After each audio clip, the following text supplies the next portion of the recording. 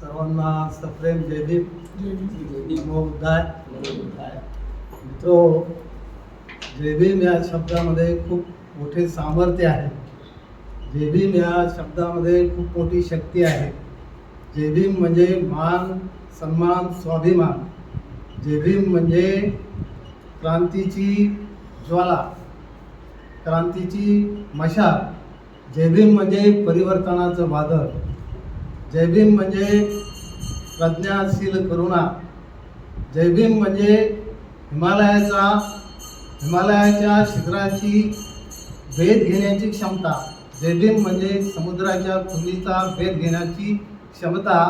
जय भीम म्हणजे फिनिक्स पक्षाप्रमाणे राखेतून उठून उंच भरारी घेण्याची क्षमता. जय भीम म्हणजे दृढ संकल्प. जय भीम म्हणजे आत्मतेजाचा ज्वालामुखी. जय भीम म्हणजे आपल्या हृदयाची धडकन. जय भीम म्हणजे आपला श्वास. जय भीम म्हणजे आपला प्राण. म्हणून मला असं वाटतंय आपण पुन्हा एकदा जय भीम म्हणावं. जय भीम. जय भीम. Thank you very much.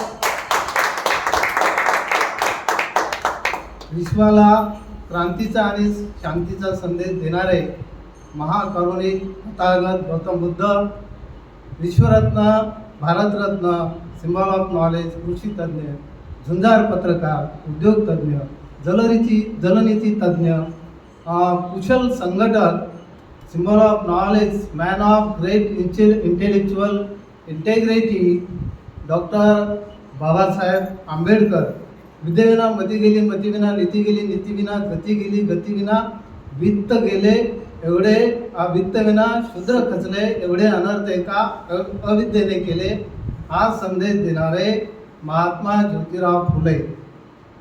पहिल्या महिला शिक्षिका सावित्रीबाई फुले, आरक्षणाचे जनक शाहू महाराज, जगबदल घालून घाव सांगून गेले मज भीमराव, हे सांगणारे साहित्यरत्न अण्णाभाऊ साठे, गाडगे महाराज, संत तुकाराम, रामजी बाबा, भंते संघरक्षित, माता रमाई, माता भीमाई, या सर्वांना मी सर्वप्रथम विनम्र अभिवादन करतो. आणि आपल्यासमोर मी काही या 4-5 दिवसामध्ये प्रज्ञा सूर्याच्या सिंहगर्जना याच्यावर चिंतन केलं. ते चिंतन आपल्यासमोर ठेवण्याचा प्रयत्न केला. काही नोट्स काढल्यात, त्यासुद्धा तुम्हाला सांगण्याचा मी प्रयत्न करणार आहे.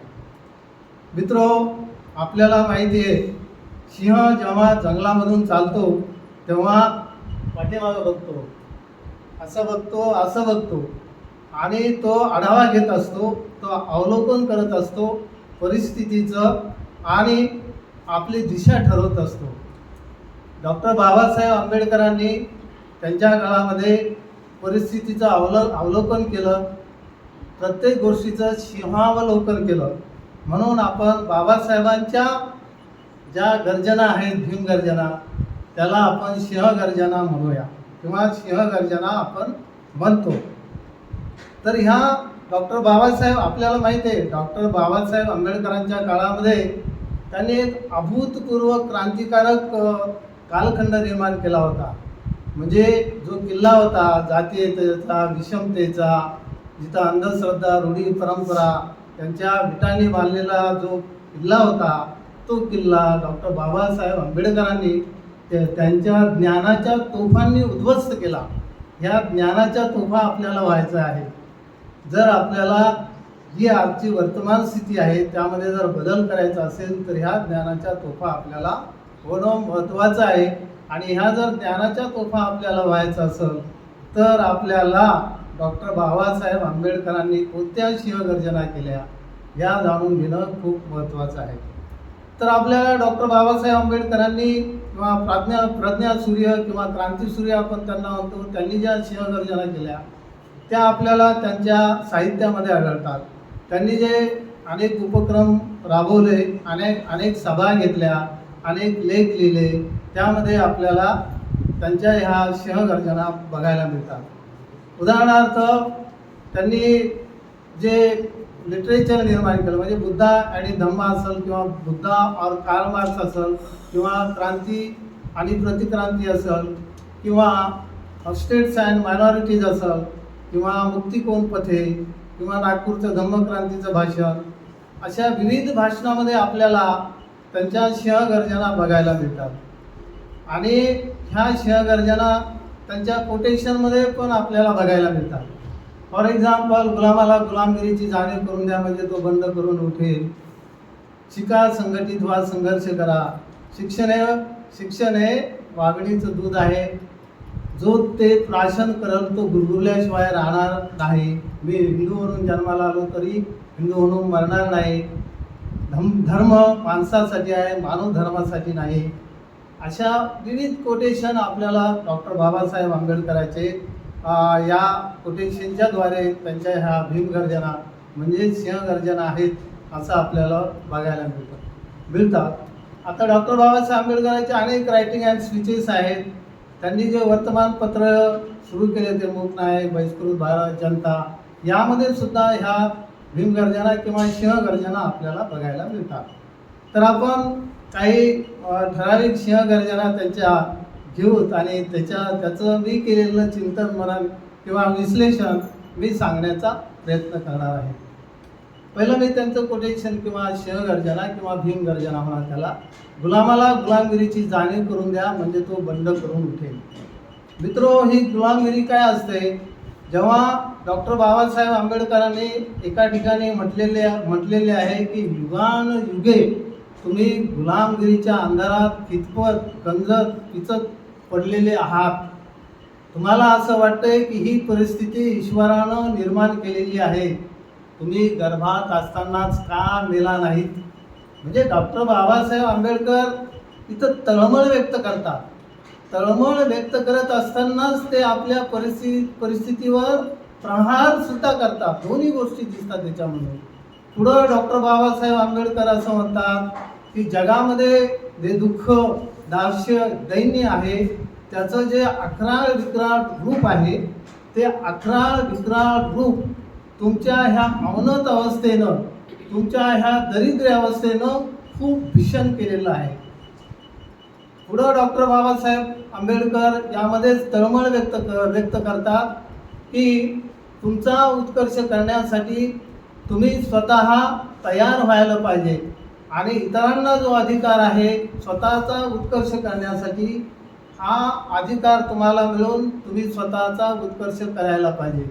जर तुमचं पुनर्स्थापना तुमची होत नसेल तर तुम्ही या जगातून नष्ट झालेलं बरं, असं सुद्धा डॉक्टर बाबासाहेब आंबेडकर या कोटेशनमध्ये म्हणतात. याच्यामध्येच डॉक्टर बाबासाहेब आंबेडकर तळमळ व्यक्त करतात की इतर लोकांना, म्हणजे विशेषतः अस्पृश्याचा उल्लेख करताना ते म्हणतात, इतर लोकांना जसं अन्न, वस्त्र, निवारा ह्या मूलभूत गरजा भेटतात, तुम्हाला सुद्धा अन्न, वस्त्र, निवारा ह्या मूलभूत गरजा भेटण्याचा जन्मसिद्ध अधिकार आहे. हा तुमचा जन्मसिद्ध अधिकार आहे आणि तुम्हाला स्वावलंबन हाच एकमेव पर्याय आहे की तुम्ही स्वतःचा उत्कर्ष करू शकता. असे 4-5 लाईनीचं कोटेशन डॉक्टर बाबासाहेब आंबेडकरांनी दिलेलं आहे. मित्रो, आपल्याला माहिती आहे डॉक्टर बाबासाहेब आंबेडकरांनी त्यांच्या काळामध्ये शेक्सपियर, चार्ल्स डिकन्स, जे फॉरेनर लिटरेचर विचारवंत होते सर्व उडून पिले होते, सर्व वाचून काढले होते. तर चार्ल्स डिकन्सनं आपल्या मानसिक अवस्थेचं वर्णन एका त्यांच्या कादंबरीमध्ये केलेलं आहे. त्या कथेमध्ये चार्ल्स डिकन्स म्हणतो की मनुष्याचा स्वभाव असा असतो, तो जो बदल स्वीकारायला तो तयार होत नाही. म्हणजे आपण जर गुलामगिरीत असेल, समजा आजची अवस्था काही समजा त्या खराच्या फेऱ्यामध्ये अडकलेल्या बाया असतील किंवा लोक असतील, किंवा आज आपण आपल्या डोक्यावर जे मनोवादाचं भूत आहे, अंधश्रद्धा आहे, आपण एक वेगळा विचार करायला तयार होत नाही, तर या गुलामगिरीमध्ये आपल्याला समाधान लाभतं. चार्ल्स डिकन्सनं त्याच्यामध्ये एक कथा सांगितली. एक कैदी असतो, तो कैदी तुरुंगामध्ये असतो आणि त्याला अंधार सेलमध्ये टाकलेलं असतं, अंधार कोठडीमध्ये. त्या कैद्याला अंधार कोठडीमध्ये टाकलेलं असतं आणि त्या अंधार कोठडीमध्ये तो कैदी अनेक वर्ष राहतो त्याचं लाईफ म्हणजे हातकड्या, साखळदंड आणि अंधारामध्ये झोपणं असे अनेक वर्ष जातात. परंतु काही वर्षानंतर त्याची सजा संपते आणि सजा संपल्यानंतर त्याला स्वातंत्र्य मिळतं. पण बाहेर अंधारातून प्रकाशामध्ये येण्याची आणि स्वातंत्र्य उपभोगण्याची क्षमता त्याची राहत नाही. त्याचं माइंड सांगतोय तू इथंच सुरक्षित आहे, तू इथं अंधारातच सुरक्षित आहे. मग तो तिकडं जात नाही. तो त्याला जेव्हा सोडून देतात आणि त्याला बाहेर आणतात जेलर लोक वगैरे, तेव्हा तो म्हणतो की मला इथं अस्वस्थ होतं, मी कसा जगणार बाहेर, मला या अंधाराची, या साखळदंडाची, या बेड्याची, या शृंखलाची मला हॅबिट झालेली आहे, हेच माझं आयुष्य आहे. असं असल्यामुळं डॉक्टर बाबासाहेब आंबेडकर असं म्हणतात की हा समाजसुद्धा असा आहे. बाबासाहेबांना हे लिटरेचर 100% वाचलेलं आहे. कारण रायटिंग अँड स्पीचेसमध्ये त्यांनी चार्ल्स डिकन्सचा रेफरन्स दिलेला आहे. डेव्हिड कॉपरफिल्ड ही जी नॉव्हेल आहे, कादंबरी, तिच्यामध्ये एक युरिया हीप नावाचा व्हिलन असतो. त्या व्हिलनची उपमा डॉक्टर बाबासाहेब आंबेडकर महात्मा गांधीला देतात. म्हणून हे जे लिटरेचर आहे चार्ल्स डिकन्सचं निश्चितच बाबासाहेब आंबेडकरांनी वाचलेलं आहे. हे सिद्ध होतं. आपल्याला माहिती आहे त्यांची ज्ञान साधना किती प्रचंड होती. त्यांनी किती वाचन केलं, 18 तास ते अभ्यास करायचे. तर मित्र, डॉक्टर बाबासाहेब आंबेडकरांचे जे कोटेशन आहे त्याच्यामध्ये अनेक अर्थ असतात. एक वाक्य जर ते असलं समजा तर ते आपण between the line, beyond the line पण सुद्धा वाचायला पाहिजे. ते मल्टीलियर असतात, त्याच्यामध्ये अनेक अर्थ दडलेले असतात. म्हणून डॉक्टर बाबासाहेब आंबेडकरांच्या ज्या सिंहगर्जना आहेत त्याला आपण, त्यांच्या कोटेशनला आपण सिंहगर्जना म्हणतो. कारण एका कोटेशनमध्ये एकच अर्थ नसतो, अनेक अर्थ असतात. तर हा कैदी बाहेर राहू शकत नाही. तर या कैद्याच्या कथेहून आपल्याला काय स्पष्ट होतं, या काय बोध घ्यायचा आपण या कैद्याच्या कथेवरून. डॉक्टर बाबासाहेब आंबेडकरांनी आपल्या अवस्थेचं वर्णन केलेलं आहे. तर या कैद्याच्या कथेवरून मी काही पॉईंट काढले ते सांगतो तुम्हाला. चार्ल्स डिकन्सची कथा आहे. त्याच्यामध्ये मानसिक गुलामगिरी ही सर्वात मोठी कैद आहे. मानसिक गुलामगिरी सर्वात मोठी कैद असते. कैदी शारीरिकदृष्ट्या जरी मुक्त झाला तरी मानसिकदृष्ट्या तो कैदेतच असतो. बाह्य स्वातंत्र्य त्याला पुरेसे नसते. मन स्वातंत्र्य नसेल तर मुक्त असूनही तो गुलामच असतो. कारण त्याचं मन स्वतंत्र झालेलं नसतं. सवय माणसाला गुलामगिरीतच सुरक्षित ठेवते. माणसाची जर सवय असेल, हॅबिट असेल, मंदिरात जाणं, देवाला पूजणं, तेच ते करणं, ते हॅबिट होऊन जाते आणि मग सर्व तिथंच जातात. तर ही सवय माणसाची लवकर तुटत नाही, कारण माणसाचा स्वभाव तसा असतो. माणूस गुलामगिरीतच आराम शोधतो. दुःखाशी जुळवून घेतल्यामुळे नवे आयुष्य त्याला भयावह वाटते. जे प्रोग्रेसिव्ह आयुष्य आहे, विधायक आयुष्याकडे जाण्याचा मार्ग त्याला दिसला तरी त्याच्यामध्ये तो तयार होत नाही, कारण त्याला दुःखातच राहायची सवय होते. कारण मनोवादी विचार त्याच्या डोक्यावर मध्ये भरलेले असतात. परिवर्तनासाठी तो धैर्य करत नाही, तो हिंमत करत नाही. तिसरा महत्त्वाचा पॉईंट, परिवर्तन सुरुवातीला अस्वस्थ करणारे ठरते. बदलामुळे जुने विचार तुटतात, म्हणून बदल हा आवश्यक असतो. अज्ञान माणसाला गुलाम बनवते, म्हणून जाणीव होणं खूप महत्त्वाचं आहे. कारण जाणीव ही क्रांतीची पहिली पायरी आहे. अन्याय समजल्याशिवाय प्रतिकार होत नाही. शिक्षण आणि प्रबोधन हेच क्रांतीचे सर्वात मोठे साधन आहे. नकारात्मक विचारसरणी ही आत्मविकासाची सर्वात मोठी शत्रू आहे आणि स्वातंत्र्य मिळवण्यासाठी आत्मजागरूकता आवश्यक आहे. तर असं या कथेचा भावार्थ आहे किंवा त्याचं आपण केलेलं हे अवलोकन आहे. नंतर गुलामगिरीमधून डॉक्टर बाबासाहेब आंबेडकरांनी आपल्याला कसं काढलं त्याचं एक उदाहरण देऊन सांगतो मी. एक सिंहाचं पिल्लू असतं, ते मेंढ्याच्या कळपात वाढतं आणि मेंढ्याच्या कळपात वाढत असताना ते मेंढ्यासारखंच बिहेव करतं, तसंच मोठं मोठं होत जातं. ते मेंढीसारखं जिकडं तिकडं फिरतं. मग बाजूला एक सिंहाचा कळप चाललेला असतो. त्या सिंहाच्या कळपामधला जो प्रमुख असतो तो म्हणतो, अरे आपल्यासारखा तिकडे एक चाललाय आणि तो मेंढ्यासारखाच असं तसं वागतो, तो कसं काय.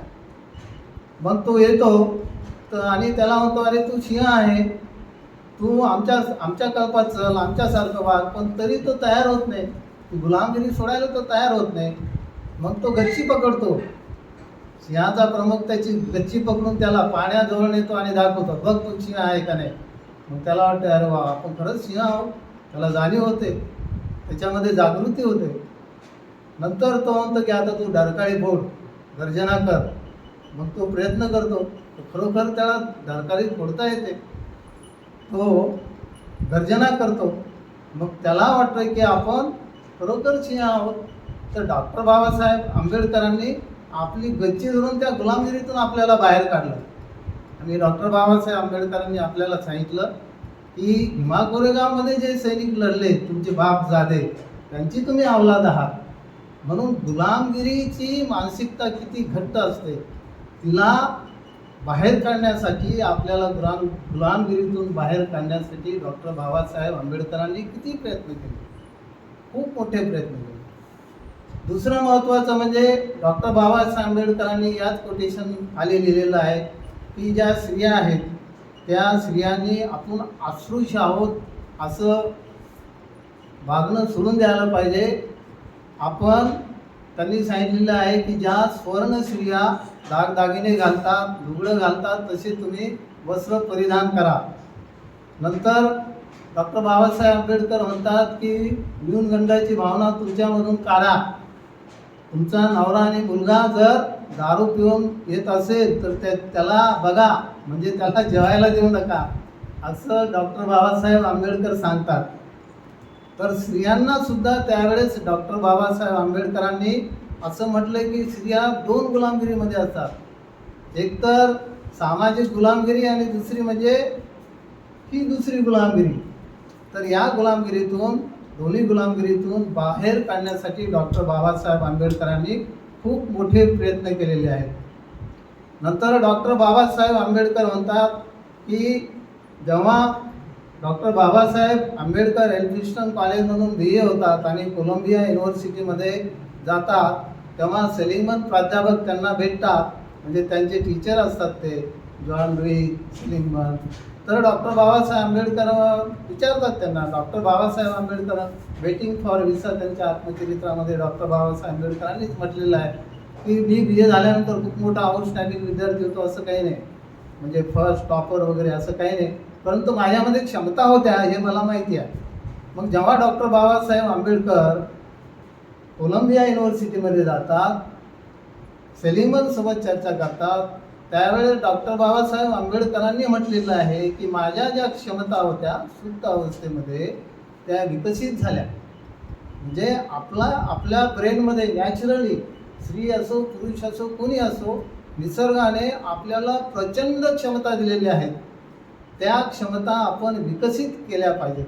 तर डॉक्टर बाबासाहेब आंबेडकरांच्या ह्या क्षमता कुठं विकसित झाल्या, तर कोलंबिया युनिव्हर्सिटीमध्ये आणि लंडन स्कूल ऑफ इकॉनॉमिक्समध्ये. इथं डॉक्टर बाबासाहेब आंबेडकरांच्या ह्या क्षमता विकसित झाल्या. 18 तास अभ्यास करून त्यांनी MA PhDसाठी कोलंबिया युनिव्हर्सिटीमध्ये प्रबंध लिहिला, evolution of finance of British India. नंतर इकडे त्यांनी problem of the rupees London school of इकॉनॉमिक्समध्ये हे ग्रंथ लिहिले. आणि त्याचा उपयोग नंतर सोशॉलॉजीचा वगैरे उपयोग त्यांनी जॉन लुई वगैरे यांच्याकडून बरंचसं त्यांनी ज्ञान ग्रहण केलं. त्यांच्या नोट्ससुद्धा वगैरे सध्या अवेलेबल आहेत डॉक्टर बाबासाहेब आंबेडकरांच्या त्यावेळीच्या नोट. स्कॉट म्हणून जो ऑथर आहे त्यानं डॉक्टर बाबासाहेब आंबेडकरावर एक पुस्तक लिहिलं. त्या पुस्तकामध्ये डॉक्टर बाबासाहेब आंबेडकर कशा नोट्स काढायच्या आणि लेक्चर झाल्यानंतर डॉक्टर बाबासाहेब आंबेडकर प्राध्यापक बाहेर गेल्यानंतर लेक्चरनं हुबेहूब काय शिकवलं ॲज इट इज म्हणून दाखवायची. अशा त्यांच्या एका क्लासमेटनं त्यांची आठवण लिहिलेली आहे. तर असं आता ह्या ज्या क्षमता आहेत आपला ब्रेनमध्ये प्रत्येकाच्या ह्या क्षमता आहे. आपण जो ऑक्सिजन घेतो त्याचा 20 ते 25% ऑक्सिजन आपण ब्रेनसाठी वापरतो. म्हणजे ब्रेनला किती एनर्जी लागते याचा विचार करा. तर हा जो ब्रेन आहे हा ब्रेन एक्सप्लोर केल्या गेला पाहिजे. आपलं जे हिडन टॅलेंट आहे त्याला विकसित केल्या गेला पाहिजे. ह्या क्षमता आपल्या विकसित केल्या गेल्या पाहिजे. बुद्धानं सुद्धा म्हटलं आहे की हे बुद्धत्व प्रत्येक व्यक्तीमध्ये असतं, त्याला आपण विकसित केलं पाहिजे. आणि आपला संघ तेच काम करतो की प्रत्येक व्यक्ती म्हणजे जे बुद्धत्वाचे गुण आहे त्याला विकसित करणं हे आपल्या संघाचं ध्येय आहे. दुसरं कोटेशन म्हणजे डॉक्टर बाबासाहेब आंबेडकरांनी म्हटलेलं आहे की बाबा मानसिक स्वातंत्र्य आणि शारीरिक स्वातंत्र्य. आपण जे ह्युमन बिईंग आहे, समजा मनुष्य आहे, ह्युमन हा मनुष्य आहे. मनुष्याला दोन गोष्टी आहे, एक माइंड आहे, बॉडी म्हणजे शरीर, आणि माइंड मन आहे. तर आपल्याला माहिती आहे आपण काय करतो. बॉडीला आपण विकसित करण्यासाठी आपण काय करतो, एक्झरसाइज करतो किंवा योगा करतो. आणि माइंडला विकसित करण्यासाठी आपण काय करतो, मेडिटेशन करतो किंवा ध्यान करतो. तर याच्यामध्ये डॉक्टर बाबासाहेब आंबेडकरांनी म्हटलेलं आहे की जर एखादा तुमचा बॉडी बिल्डर जरी असेल आणि जर मानसिक स्वातंत्र्य नसेल त्याचं मन जर स्वतंत्र नसेल तर तो फ्री असूनसुद्धा तुरुंगात आहे, तो फ्री असूनसुद्धा कैदेमध्ये आहे. डॉक्टर बाबासाहेब आंबेडकर म्हणतात की मनुष्य हा फ्री असला, मुक्त असला, पण मन त्याचं मनोमधी आहे, गुलामगिरीत आहे, तर तो काय असतो, तो तुरुंगातच असतो, तो गुलामगिरीतच असतो, तो फ्री नसतो. मग मानसिक स्वातंत्र्य आहे असं कोणाला म्हणायचं. डॉक्टर बाबासाहेब आंबेडकरांनी म्हटलेलं आहे की cultivation of mind should be the ultimate aim of human being. म्हणजे मानसिक विकास हेच आपलं अंतिम ध्येय असायला पाहिजे. तर याच्यामध्ये डॉक्टर बाबासाहेब आंबेडकर म्हणतात की मानसिक स्वातंत्र्य कोणाला आहे असं आपण म्हणू शकतो की जो आपली बुद्धी जागरूक ठेवून आपले ध्येय काय आहे, आपले अधिकार आहे काय आहेत, आपलं कर्तव्य काय आहे हे जाणून घेतो, तोच स्वतंत्र आहे असं मी समजतो. डॉक्टर बाबासाहेब आंबेडकर पुढं असं म्हणतात की जो परिस्थितीचा दास झाला नाही, प्रतिकूल परिस्थितीला तो कह्यात आणतो, म्हणजे प्रतिकूल परिस्थितीमध्ये सुद्धा तो संधी शोधतो, त्याला मी स्वतंत्र आहे असं डॉक्टर बाबासाहेब म्हणतात. जो रूढीच्या स्वाधीन झाला नाही, जो गतागुणिक झाला नाही, ज्याच्या विचाराची ज्योत विझली नाही, त्याला मी स्वतंत्र आहे असं डॉक्टर बाबासाहेब आंबेडकर म्हणतात. नंतर जो कार्यकारण भाव लक्षात घेतो, कॉज इफेक्ट, जो कोणत्याही गोष्टीवर कार्यकारण भावाशिवाय विश्वास ठेवत नाही, आपल्या हक्काचा अपहार झाला असता त्याच्यासाठी लढायला उभा असतो, जो प्रतिकूल लोकमताला घाबरून जात नाही, तो स्वतंत्र आहे असं डॉक्टर बाबासाहेब आंबेडकर म्हणतात. जो आपल्या आयुष्याचे ध्येय काय, आपल्या आयुष्याचं ध्येय काय आपण आपलाच ठरवतो, म्हणजे जो सर्वस्वी स्वाधीन आहे त्यालाच मी स्वतंत्र आहे असंच समजतो असं डॉक्टर बाबासाहेब आंबेडकर म्हणतात. एवढं जर मानसिक स्वातंत्र्य असलं तर आपले लोक जे आंबेडकरवादी आपण म्हणतो हे खरोखर दुसरीकडं कुठंच जाणार नाही. नंतर डॉक्टर बाबासाहेब आंबेडकर म्हणतात की आत्मतेज प्रत्येकामध्ये, आपण जर आपल्या ब्रेनला एक्सप्लोर केलं, आपल्या मनाला आपण विकसित केलं तर आपल्यामध्ये आत्मतेज निर्माण होतं. तर डॉक्टर बाबासाहेब आंबेडकर म्हणतात आत्मतेज, हे आत्मतेज निर्माण कसं होतं, तर आपल्यामध्ये जर आत्मविश्वास असेल,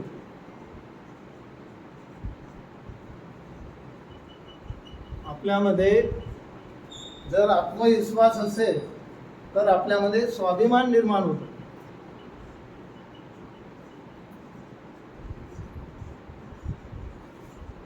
आपल्यामध्ये आत्मविश्वास असेल तर आपल्यामध्ये स्वाभिमान निर्माण होतो, आणि आपल्यामध्ये स्वाभिमान निर्माण झाला की आपल्यामध्ये आत्मभान येतो.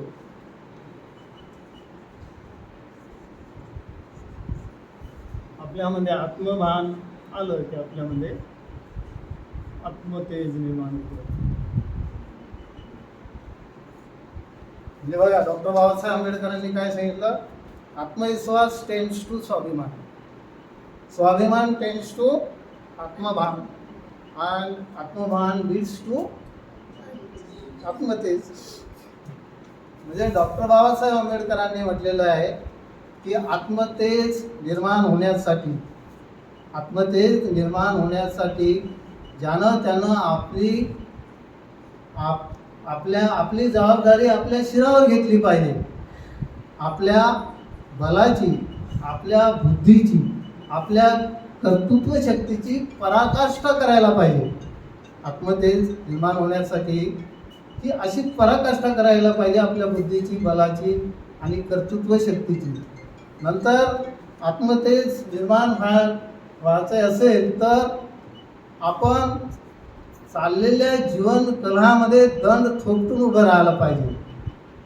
आपल्या प्रतिस्पर्ध्याच्या मनगटाशी मनगट घासून होईल तेवढं यश आपण संपादन करायला पाहिजे. तरच आपण स्वतंत्र होऊन इतरांच्या आदरास पात्र होऊ शकतो. अशी सिंहगर्जना आहे डॉक्टर बाबासाहेब आंबेडकरांची. एका ठिकाणी असं म्हटलेलं आहे, खुदी को कर बुलंद इतना, खुदी को कर बुलंद इतना कि हर तकदीर से पहले खुदा खुद कहे बोल तेरी रजा क्या है. म्हणजे तुम्ही एवढी तपश्चर्या करायला पाहिजे, एवढं कष्ट करायला पाहिजे, एवढे श्रम करायला पाहिजे की ईश्वर तुमच्या समोर येऊन तुम्हाला विचारायला पाहिजे, सांग बाबा तुला काय पाहिजे. डॉक्टर बाबासाहेब आंबेडकर याच्या पुढे जातात. काय म्हणतात डॉक्टर बाबासाहेब आंबेडकर? माझे 3 दैवत, स्वाभिमान, सीब आणि विद्या. तर डॉक्टर बाबासाहेब आंबेडकरांनी हे एका ठिकाणी म्हणलेलं आहे. आपलं राऊत आहेत ना युनिव्हर्सिटीमध्ये हैदराबादमध्ये, त्यांनी हे सांगितलेलं आहे त्यांच्या भाषणामध्ये, लॉ अँड रोवर्स या भाषणामध्ये त्यांनी हे कोटेशन सांगितलेलं आहे. काय नागार्जुना धम्मचर्य आहे ना. तर ते डॉक्टर बाबासाहेब आंबेडकर म्हणतात की माझ्या शिलाचरणाची, नैतिकतेची, विद्येची आणि स्वाभिमानाची ज्वाला एवढी तीव्र आहे, देव जरी मुक्तीचा मार्ग घेऊन माझ्यासमोर आला तर तो जळून खाक होईल. देव जर मुक्तीचा मार्ग घेऊन माझ्यासमोर आला तर तो जळून खाक होईल. एवढा माझा स्वाभिमान आहे, एवढं प्रचंड माझी प्रज्ञा ज्ञान आहे आणि एवढी प्रचंड माझी नैतिकता आहे.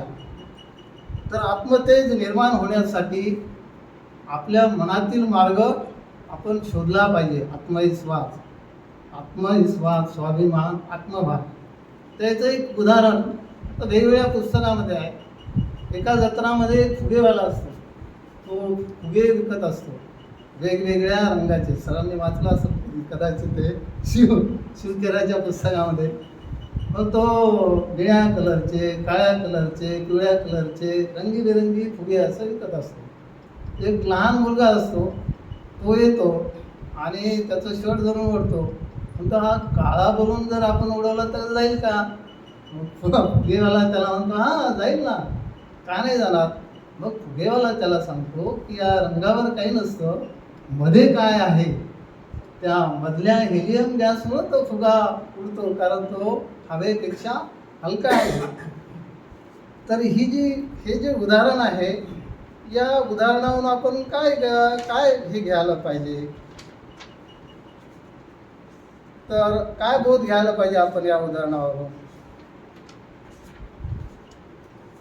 म्हणजे प्रवास आपला जो असतो आयुष्याचा, हा प्रवास बाहेरचा नसतो, तर हा आतून आपल्या अंतर्मनातून सुरू झालेला असतो.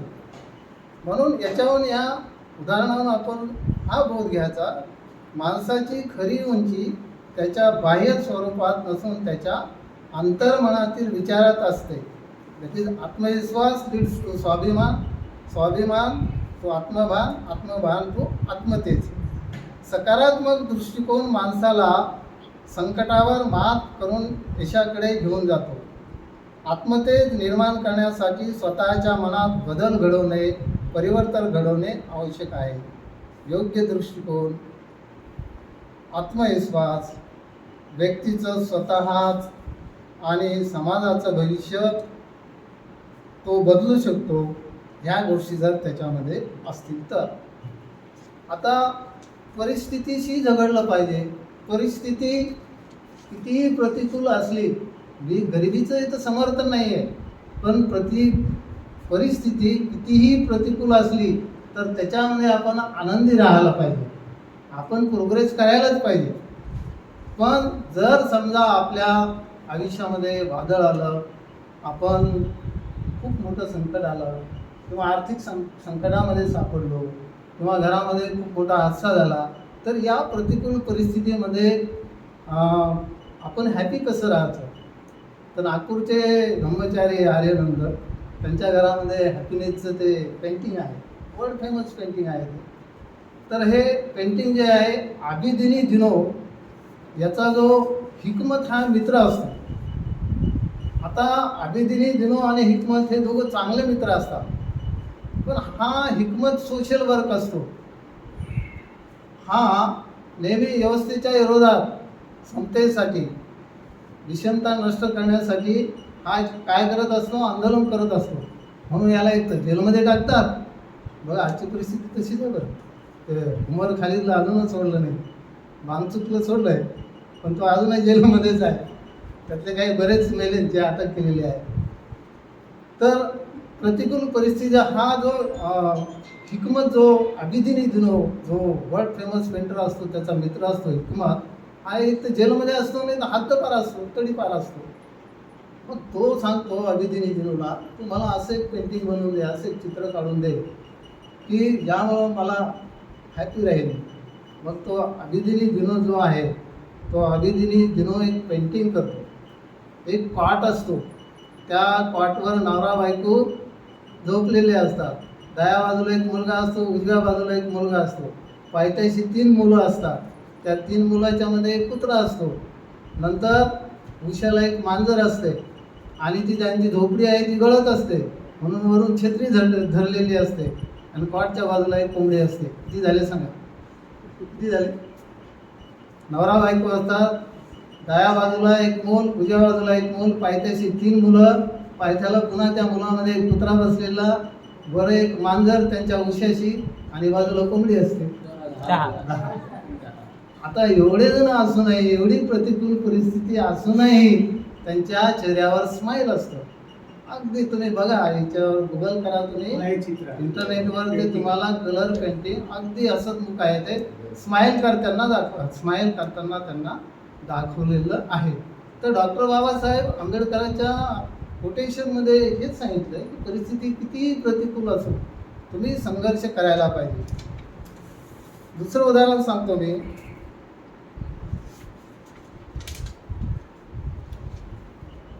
काय म्हणतो डॉक्टर बाबासाहेब आंबेडकर, चाललेल्या जीवन कलहामध्ये तुम्ही दंड थोपटून उभं राहायला पाहिजे. आता हे बी उदाहरण सरांना माहीत असेल. कारण एक राक्षस असतो कोलायत, आणि डेव्हिड नावाचा एक मेंढपाळ असतो. तर तो एका गावामध्ये जातो त्याच्या नातेवाईकाला भेटायला. पण त्या गावामध्ये हा जो राक्षस असतो ना, गोलायत राक्षस तिथं त्रास देत असतो लोकांना, लहान मुलांना वगैरे, आणि त्या खूप दहशत निर्माण झालेली असते त्या गावामध्ये. मग हा डेव्हिड नावाचा मुलगा तिथं जातो, मेंढपाळ असतो तो, 17-18 वर्षाचा असतो तरुण. हा तो राक्षस मोठा धिप्पाड असतो. मग हा डेव्हिड नावाचा मेंढपाळ त्या लोकांना सांगतो की अरे तुम्ही कशाला घाबरता. पण त्यातले काही लोक म्हणतात अरे ते एवढं धिप्पाड आहे, कसं आपण त्याला मारायला गेलो तेच आपल्याला मारून टाकलं. मग हा मेंढपाळ मुलगा बघा, याचं ॲटिट्यूड बघा, याचा दृष्टिकोन बघा. हा मेंढपाळ मुलगा म्हणतो अरे तो एवढा मोठा आहे रे, आपण जर नेम धरून त्याला मारलं, कुठं मारलं तर त्याला लागणारच, तो एवढा धिप्पाड आहे. मग सर्व लोक बाजूला थांबतात. हा गोफण घेतो, मेंढपाळ असतो, गोफणीने एक मोठा दगड जोरात मारतो. तो लागतो त्या राक्षसाच्या कपाळावर लागल्यामुळं त्याच्या कानातून, डोळ्यातून, तोंडातून रक्त येतो आणि तो मरतो. तर या कथेवरून काय बोध घ्यायचा? डॉक्टर बाबासाहेब आंबेडकर काय म्हणतात, जीवनाच्या कलहामध्ये तुम्ही दंड थोपटून उभं राहिलं पाहिजे. म्हणजे राक्षसासारखी मोठी भीषण परिस्थिती जरी असेल तरी तुम्ही तुमचा आत्मविश्वास असेल तर अशक्य वाटणाऱ्या गोष्टी शक्य होतात. भीतीपेक्षा धैर्य मोठं असतं. संकटापासून पळून न जाता त्याच्यासमोर ठामपणे उभं राहिलं पाहिजे. माणसाची खरी शक्ती त्याच्या शरीरात नसून त्याच्या विचारात, त्याच्या मनामध्ये, त्याच्या जिद्दीमध्ये असते. म्हणून परिस्थितीशी झगडलं पाहिजे. आता डॉक्टर बाबासाहेब आंबेडकर म्हणतात, बोर तर होत नाही तुम्हाला, डॉक्टर बाबासाहेब आंबेडकर म्हणतात, काय म्हणतात, आलेल्या परिस्थितीची तुम्ही झगडलं पाहिजे.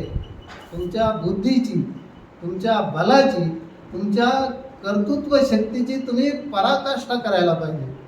तर याचं उदाहरण मी शोधलं बघा. डॉक्टर बाबासाहेब आंबेडकरांनी ते वाचलेलं आहे. तर अर्नेस्ट हेमिंग्वे जो असतो हा खूप मोठा साहित्यिक असतो. त्याला 1952मध्ये 52मध्ये पुलचिकर पुरस्कार आणि 53मध्ये त्याला नोबेल पुरस्कार मिळतो साहित्यामध्ये. त्याची एक वर्ल्ड फेमस, जगात प्रसिद्ध त्याची कथा आहे बघा. म्हणजे शॉर्ट स्टोरी, त्याला नावेला म्हणतात, नावेला. तर the old man and the sea, म्हणजे एक मच्छीमार असतो, कोळी समाजाचा एक मच्छीमार असतो आणि समुद्र असतो. तर हा मच्छीमार म्हातारा झालेला असतो आणि सुरुवातीला त्यानं खूप मच्छीमारी केलेली असतो, खूप शक्तिमान असतो तरुण वयामध्ये असताना. पण जेव्हा तो म्हातारा होतो, त्याच्या अंगावर जखमा असतात वगैरे, त्यांनी मासे पकडलेले असतात, परंतु आता त्याच्याकडून होत नाही, शरीर साथ देत नाही. बघा, डॉक्टर बाबासाहेब आंबेडकर आजारी असताना, अशक्त असताना धम्मक्रांती करतात.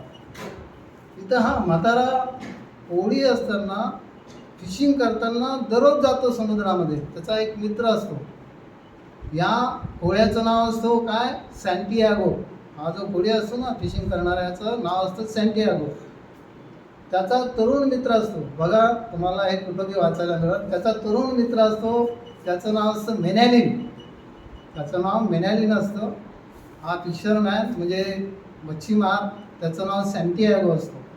तर हा तरुण त्याच्यासोबत काही दिवस जातो, परंतु नंतर त्याचे आईवडील त्याला सांगतात की, खूप चांगले मित्र असतात, पण त्याचे आईवडील त्याला सांगतात, अरे आता तो म्हातारा झाला, त्याला आता मासे पकडणं होत नाही, त्याच्यासोबत कशाला जातो.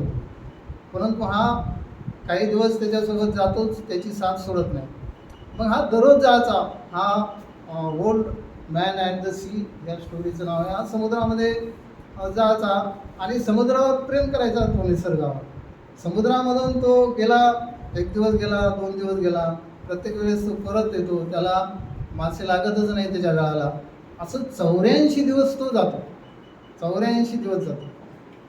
आणि नंतर 85व्या वेळेस तो जेव्हा समुद्रामध्ये जातो, तो लांब डीप जातो, तेव्हा त्याला एक मोठा मासा लागतो त्याच्या गळाला. अगोदर या 84 दिवसामध्ये सर्व त्याचे कोळी बांधव त्याला नाव ठेवत असतात की तुझ्याकडून होत नाही, परंतु त्याच्यामधलं जे रिव्होल्ट ऑफ स्पिरिट, संघर्ष करायचं जे स्पिरिट असतं ते कमी होत नाही.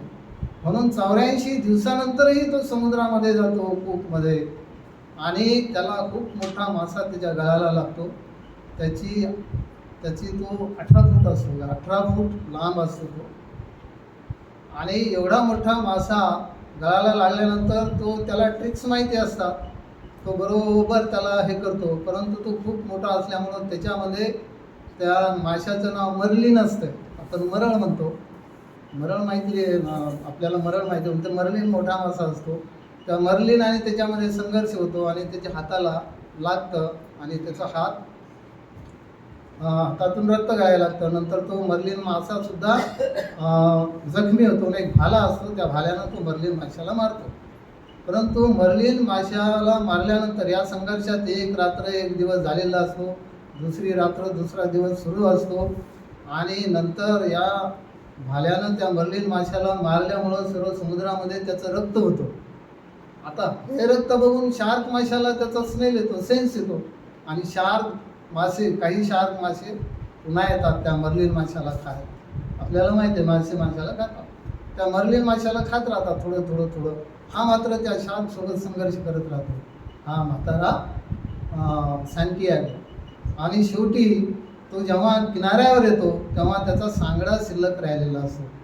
तो बोट आणि सांगडा त्या किनाऱ्यावर ठेवून तो त्याच्या झोपडीमध्ये जातो आणि झोपतो.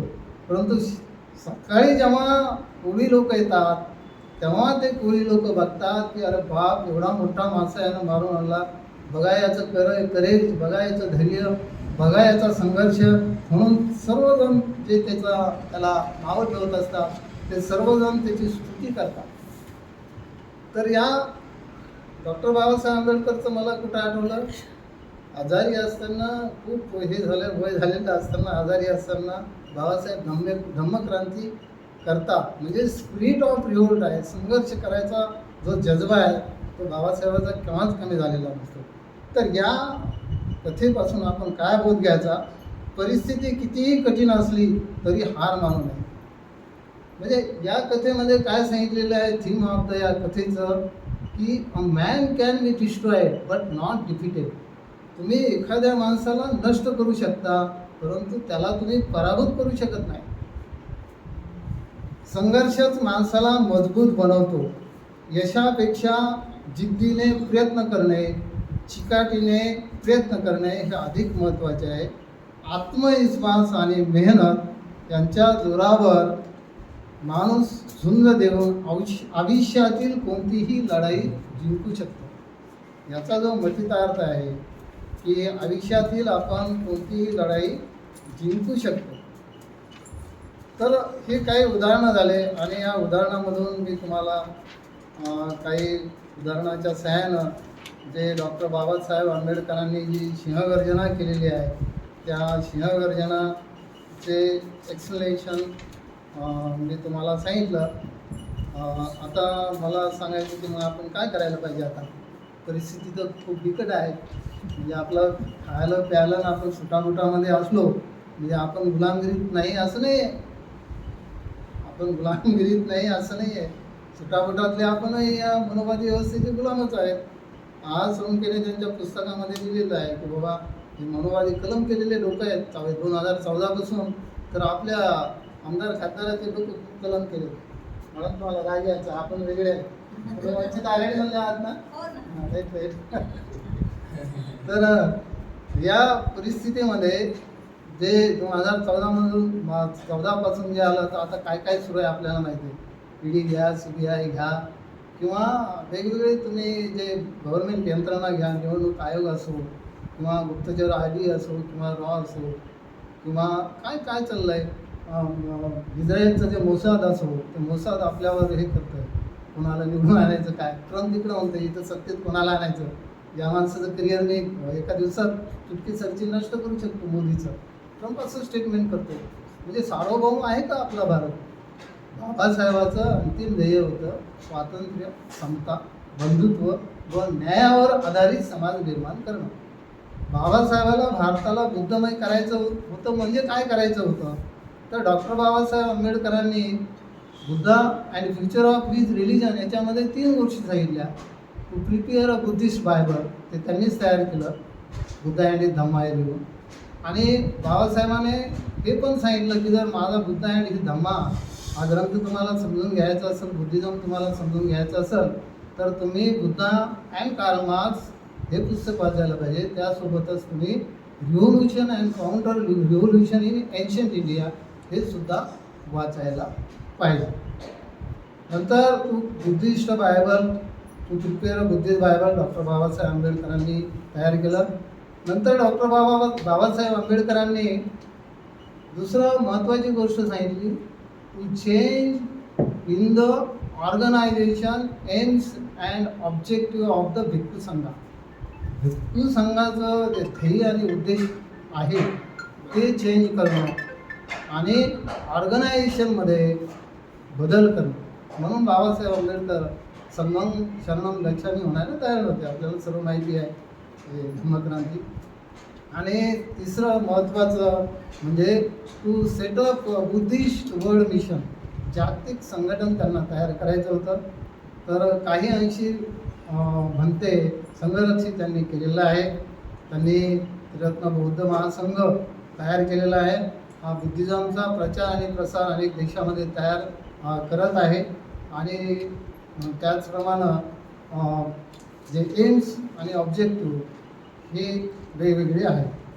आता यामध्ये आपल्याला माहीत आहे, एकदा भदंत आनंद कौशल्यान डॉक्टर बाबासाहेब आंबेडकरांना राजगृहावर भेटायला जातात. तेव्हा डॉक्टर बाबासाहेब आंबेडकरांना भदंत आनंद कौशल्यान म्हणजे खूप मोठे म्हणते, यांना कसं आपण शिकवणार, कसं सांगणार. म्हणून डॉक्टर बाबासाहेब आंबेडकर त्यांना प्रश्न विचारतात की म्हणते तुम्हाला कोणती बुद्धाची मूर्ती आवडते. मग तिथं भदंत आनंद कौशल्य म्हणतात, ध्यानस्थ बसलेली मेडिटेशन करणारी बुद्धाची मूर्ती मला आवडते. मग डॉक्टर बाबासाहेब आंबेडकर म्हणतात की ही बुद्धाची मूर्ती मला अजिबात आवडत नाही. जी चारिका करणारी भिक्षापात्र घेऊन चारिका करणारी जी बुद्धाची मूर्ती आहे ती मला आवडते. म्हणजे बुद्धानं सुद्धा आपल्याला माहिती आहे, पहिल्या प्रवचनामध्ये सांगितलं त्या भिक्खूंना की तुम्ही गावोगावी जा, शहराशहरानं जा, वेगवेगळ्या वस्त्यामध्ये जा आणि धम्माचा प्रचार आणि प्रसार करा. तर चारिका करणारे तिथं डॉक्टर बाबासाहेब आंबेडकर त्यांना गाथा म्हणून दाखवा, चरक भिक्खवे चारिकम बहुजन हिताय बहुजन सुखाय आद्य कल्याण अंतिम कल्याण ही गाथा सुद्धा डॉक्टर बाबासाहेब आंबेडकर भदंत आनंद कौशल्यान यांना म्हणून दाखवतात.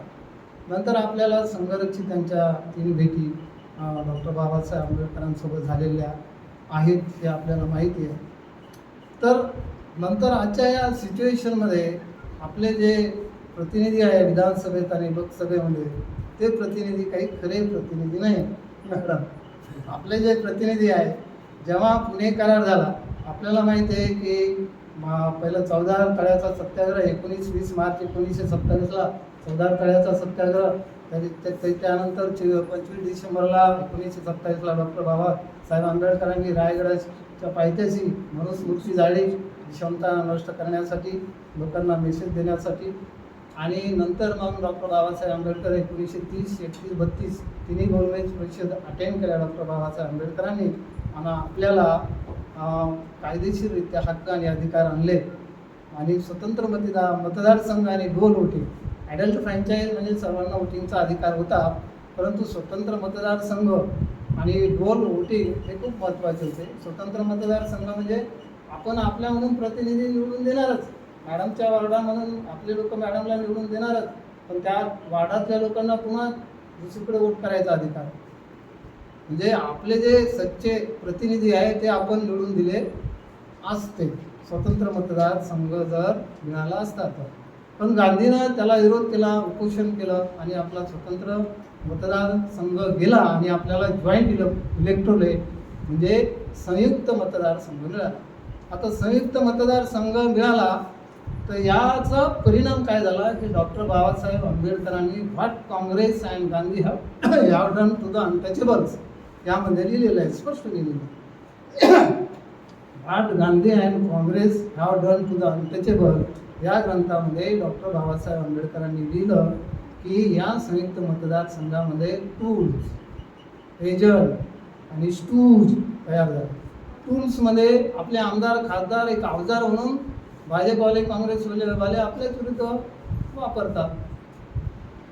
धुळेचं तर माहिती आहे, बागेश्वर धामला गेले, नंतर काय केलं, वर्गीकरण केलं.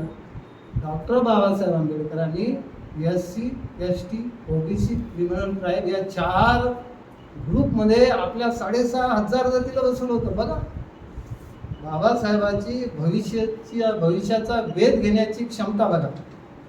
डॉक्टर बाबासाहेब आंबेडकरांनी भारतामध्ये ज्या 6,500 जाती त्यांना फक्त 4 ग्रुपमध्ये बसवलं, SC, ST, OBC, criminal tribe. आता मग याच्यामुळं काय तयार झाले, संयुक्त मतदारसंघामुळं पांढरपेशा वर्ग निर्माण झाला आपल्यासारखा, गाडी माडी साडी म्हणून आहे त्याच्यामध्ये बिझी राहणं. कशानं, संयुक्त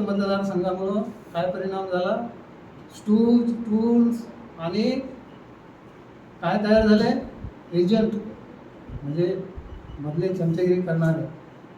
नंतर दुसरा परिणाम लाईट वर्ग तयार झाला, म्हणजे गाडी साडीमध्ये बिझी असणारा, त्यांना काही ग्रामीण भागाकडे लक्ष दिलं नाही. आणि तिसरा महत्त्वाचा परिणाम म्हणजे आपलं जे स्वावलंबी आंदोलन होतं, स्वावलंबी आणि स्वाभिमानी आंदोलन जे होतं ते नष्ट झालं. स्वाभिमानी आणि स्वावलंबी आंदोलन नष्ट झालं. आणि जे स्पिरिट ऑफ रिव्होल्ट, संघर्ष करण्याची जी आपली स्पिरिट होता, आपल्यामध्ये जो जज्बा होता संघर्ष करायचा, तो नष्ट झाला.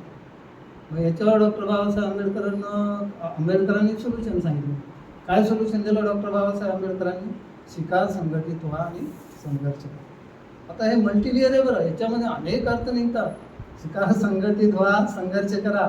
शब्दावर जाऊ नका तुम्ही, याच्या बॅकग्राऊंडला किती अर्थ भरले डॉक्टर बाबासाहेब आंबेडकरांनी, ते आपण लक्षात घ्यायला पाहिजे. तर याच्यामध्ये शॉर्ट टर्म, लॉंग टर्म आणि ड्युरेबल तीन सांगितले डॉक्टर बाबासाहेब आंबेडकरांनी. शॉर्ट टर्म याच्यामध्ये डॉक्टर बाबासाहेब आंबेडकरांनी सांगितलं की जन आंदोलन उभं करा.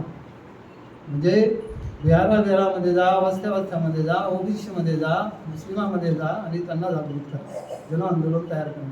दुसरं शॉर्ट टर्म म्हणजे लॉंग टर्म म्हणजे पॉलिटिकल पॉवर. जर सर्व बहुजन समाज एकत्र झाला तर तुम्ही पॉलिटिकल पॉवर मिळवू शकता. आणि तिसरं म्हणजे सामाजिक आणि सांस्कृतिक क्रांती करा. म्हणजे आपला जो इतिहास आहे, आपले जे सिम्बॉल आहे, आपले जे प्रतीक आहे, आपली जी संस्कृती आहे, ती बौद्ध संस्कृती निर्माण व्हायला पाहिजे. 84,000 जे विहार होते त्याला मंदिरामध्ये कन्वर्ट करा, तेवढ्याच मंदिराला विहारामध्ये कन्वर्ट करायला पाहिजे. आपली संस्कृती तयार करायला पाहिजे. म्हणजे भारत बौद्धमय झाला. लोक जर त्रिशरम, पंचशील आणि 10 पारमिता आणि अष्टांगिक मार्ग हे फॉलो करायला लागले, फॉलो करायला लागले तर निश्चितच खरे प्रतिनिधी घटना लागू करतील. नाहीतर घटना तशीच ठेवतात, कायदे सर्व विरुद्ध करतात. आणि तिसरं सर्वात महत्त्वाची गोष्ट म्हणजे आपणही यामध्ये सामील व्हायला पाहिजे. आपलं मनोबल उंचावण्यासाठी आपण ध्यान वगैरे करा, परंतु वस्तीमध्ये जाऊन, शहरामध्ये जाऊन डॉक्टर बाबासाहेब आंबेडकरांचा विचारांचा, फुले शाहू आंबेडकरांच्या विचाराचा प्रचार आणि प्रसार केला तरच परिवर्तन होईल, नाहीतर परिवर्तन होणार नाही. म्हणून 1-2 लाईन म्हणून मी माझं संपवतो. सोचने से कहाँ मिलते हैं तमन्नाओं के शहर, सोचने से कहाँ मिलते हैं तमन्नाओं के शहर, चलना भी जरूरी है मंजिल पाने के लिए, चलना भी जरूरी है मंजिल पाने के लिए. Thank you very much. तुम्ही मला ऐकून घेतलं त्याबद्दल मी तुमचा आभारी आहे. माझ्या चिंतनातून मला काय वाटलं ते मी तुम्हाला सांगितलं. तुमचं वेगळा विचार असू शकतो. Thank you very much.